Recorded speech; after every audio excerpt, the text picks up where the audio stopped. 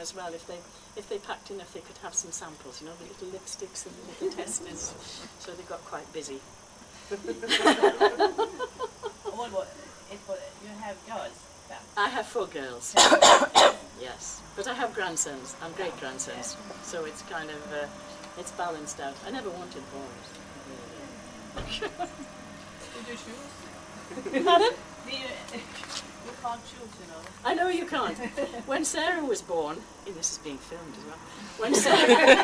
When Sarah was born, I said to the doctor, because my ex-husband is a bit older than me, so he wasn't there. It wasn't his thing in those days. And I said, "How is she?" And he said, if I said it was a boy, do you want me to put him back? Oh, dear me. Young ideas. Anyway, so I resigned from my lecturership and I bought this kit of cosmetics, and there was just uproar, you know, in the family. You don't do that. It's the kind of family where you get qualifications and get a good job and stay there for the rest of your life. And my career anchor isn't that. You know, some people's career anchors are they get one job and they improve and improve and improve. You see it a lot in artists and musicians. They're not interested in promotion or anything like that. And then you see some people who are interested in status, you know, getting management, like steps. But my career anchor is variety. You know, it's like I kind of go around in a circle and, like with the nursing, get the skills and think, oh, I'd like to try those in a different environment. And like somebody said, I've never made a success of anything. In other words, you know, you get to a certain position and I've made it. And I've never felt like that, really. Yes. But you know how some people have these... Yes, I know what you mean, but you have... Yes. And what is success? What is success? Yes. I know. There's a lovely poem by Ralph Waldo Emerson called Success, and it highlights, you know, it can be a beautiful garden, it can be having children, it can be... But we get stereotyped into high managerial positions in business and money. And that lets out so many aspects of success. It's dreadful, really. And yes, life, exactly.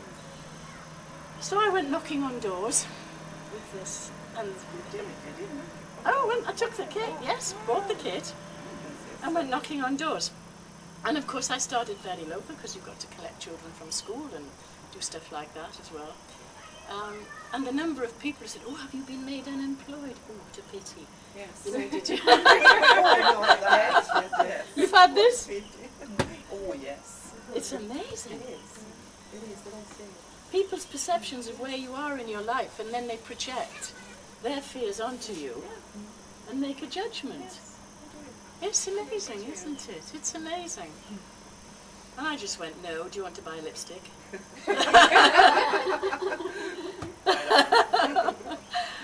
The parent company was American. The English company was Holiday Magic GB Limited. And the idea was a sort of try before you buy. So the initial skill was to get people to buy, but also to get them to have parties. Yes. And within a month, I had 30 women, so I made 3 teams, and made them managers. And of course, the other side of the business was to bring people in to actually, you know, buy the goods in bulk. So I was very lucky because I got the very best of American marketing, sales, and management training. It was very good. They're one of these companies. There were quite a lot of companies where, when all this started, that, you know, there were the products, but then they got no help on how to sell or do whatever, and you know, people would take a second mortgage on their house to buy the product, and then it was stuck in the garage. But this company did actually enable you to market. So I then started running business courses because there were some businessmen who wanted to buy in bulk.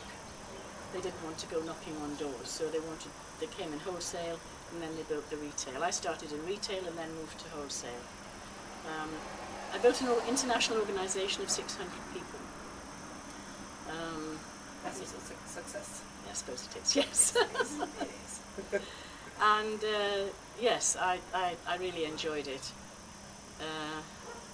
Yes, I'm just remembering the age now because Sue, my elder daughter, because obviously we had to train beauticians, you know, as well as business people, because the people were trying skincare and makeup. So we had to train, yeah, people had to be trained as beauticians, and in the shop that I have and things.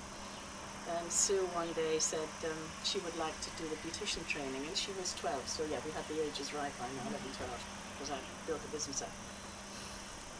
And it was funny because I decided I'd run this course myself, just to see the people.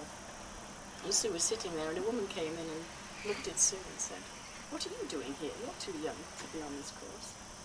And Sue said, "No, no, it's all right, I can be here." And Sue said, "No, no, I think you'd better leave now before, you know, they find out you're here." And she said, "No, no, I'm not leaving. This is my mum's company." And the woman sort of went, "Right," you know, then in I walked. And Sue said, "And that's my mum."